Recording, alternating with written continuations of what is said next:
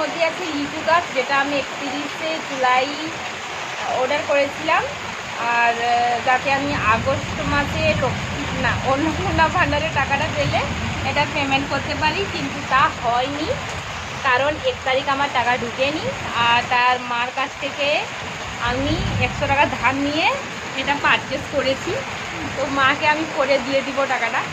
তো রোদের সময় অর্ডার করলে সেটা কী হয়, গাছটা ছিনিয়ে যায়। তো এখন সেটা সম্ভাবনা নেই, তবু আশা করছি যাতে ভালো ঠিকঠাক থাকে। আর এই দেখো আমাদের এখানে বৃষ্টি হচ্ছে, এই দেখো।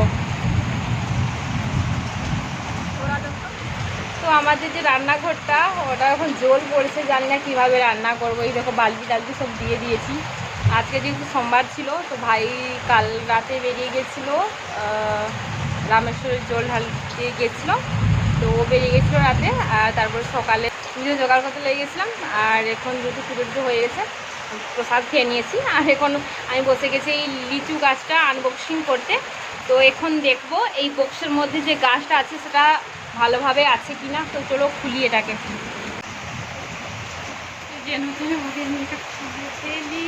40 বছর হেলা, 45 বছর কটা গাছ করিছি লিচু খাইকি, কবার লিচু খাই।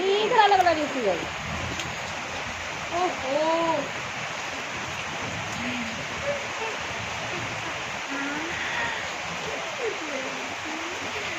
তো এই দেখো গাছটা বেরিয়ে গিয়েছে। তো গাছটা একদমই ভালো আছে। হ্যাঁ, তো জানি না এটা কলম করা আছে না এমনি। তো যাই হোক, যখন আমি বাপের বাড়ি আসবো তখন খাবো ফল, লিচু ফল খাবো আর নিয়ে যাব। তো এখন এই বক্সটা রেখে দেব। এখন এটাতেই আমরা আজকের মতো এতটাই। দেখা হচ্ছে নেক্সট ভিডিওতে। টাটা।